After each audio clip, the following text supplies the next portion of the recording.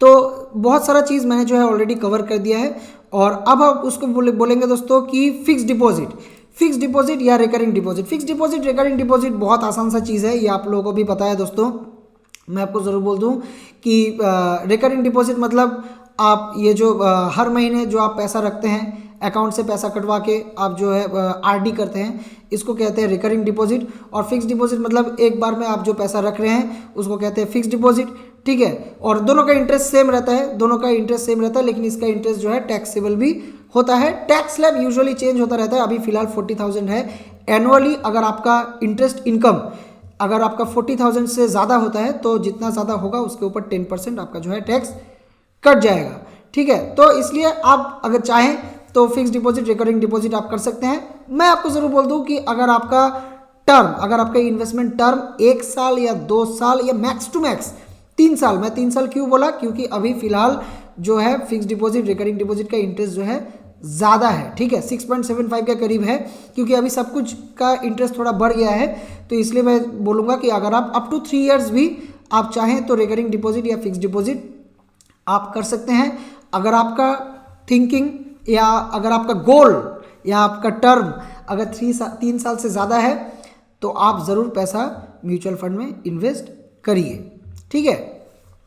Okay, और कोई अगर सीनियर सिटीजन है, आप अगर कोई सीनियर सिटीजन देख रहे हैं या फिर अगर आपके घर में कोई सीनियर सिटीजन है तो उनके लिए मैं बोलूँगा कि मैक्सिमम अमाउंट वो फिक्स डिपॉजिट में इन्वेस्ट कर सकते हैं, क्योंकि उन लोग का इंटरेस्ट और भी थोड़ा ज़्यादा है। और senior citizen saving scheme SCSS बोलते हैं हम उसको, उसमें भी पैसा सीनियर सिटीजन लोग इन्वेस्ट कर सकते हैं। ओके, तो अगर आपके घर में कोई भी अगर सीनियर सिटीजन है तो आप उन्हें ये बात ज़रूर कह दीजिएगा।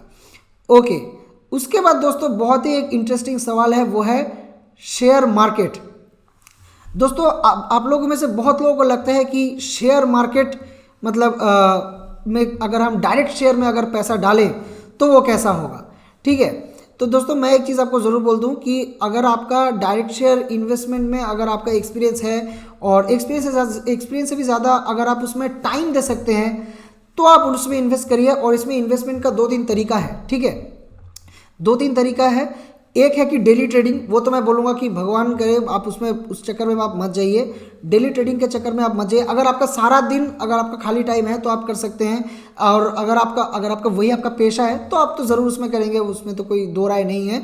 लेकिन आप अगर बहुत ज़्यादा टाइम नहीं दे पाते हैं तो मैं आपको ज़रूर बोलूँगा कि आप ये डेली ट्रेडिंग मत करिए दोस्तों, आप मतलब बर्बाद हो जाएगा सब कुछ, ठीक है, बर्बाद हो जाएगा सब कुछ। डेली ट्रेडिंग मत करिए। अगर आपको डायरेक्ट शेयर में इन्वेस्ट करना है तो आप वैल्यू इन्वेस्टिंग करिए। वैल्यू इन्वेस्टिंग मतलब क्या है, कोई भी बढ़िया स्टॉक, वो SBI का स्टॉक हो, HDFC हो, HDFC बैंक हो, पीडीलाइट हो, कोलगेट पैमोलिव, ये कोलगेट जिससे हम दांत मांजते हैं, ठीक है, कोलगेट पैमोलिव इतना बढ़िया स्टॉक है, रिलायंस स्टॉक, टाटा का TCS वाला, कोई भी बढ़िया आप एक स्टॉक पकड़िए, उसमें आप अपना पैसा 10-20 हज़ार रुपये या फिर जितना आप रिस्क ले सकते हैं, बहुत ज़्यादा इन्वेस्ट करने के लिए मैं नहीं बोलूँगा, आप उसमें इन्वेस्ट करिए, करके आप उसको भूल जाइए 5 साल के लिए, ठीक है, आप उसको 5 साल के लिए भूल जाइए या फिर एटलीस्ट 2 साल के लिए आप भूल जाइए, आप ज़रूर गेनर होंगे।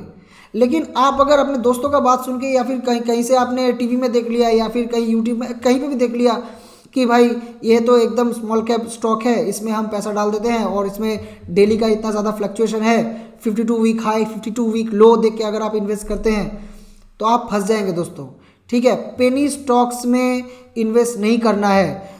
बढ़िया स्टॉक जो मतलब जो सब चीज़ आप हमेशा अपने घर में अपने चारों तरफ देखते हैं, जो आप यूज़ करते हैं, इन सब स्टॉक्स में आप इन्वेस्ट करिए तो आप ज़रूर फ़ायदे में रहेंगे दोस्तों। और वैल्यू इन्वेस्टिंग करना है, ठीक है, ज़्यादा ट्रेड करने मत जाइए, ज़्यादा लालच मतलब कहते हैं ना उसको, लालच बुरी बला है, तो ज़्यादा लालच करने का ज़रूरत नहीं है।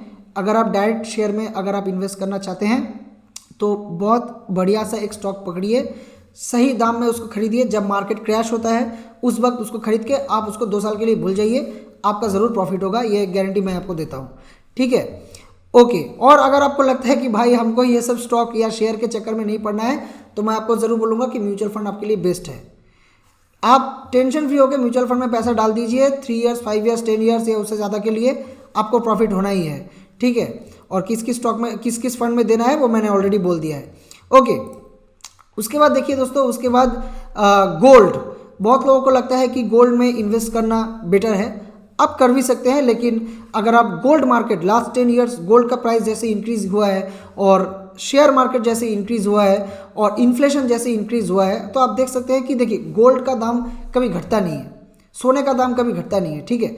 तो आप गोल्ड में चाहे तो इन्वेस्ट कर सकते हैं, लेकिन ये उन लोगों के लिए मैं सजेस्ट करूँगा जो ऑलरेडी मैरिड है और जिनके घर में बेटी है।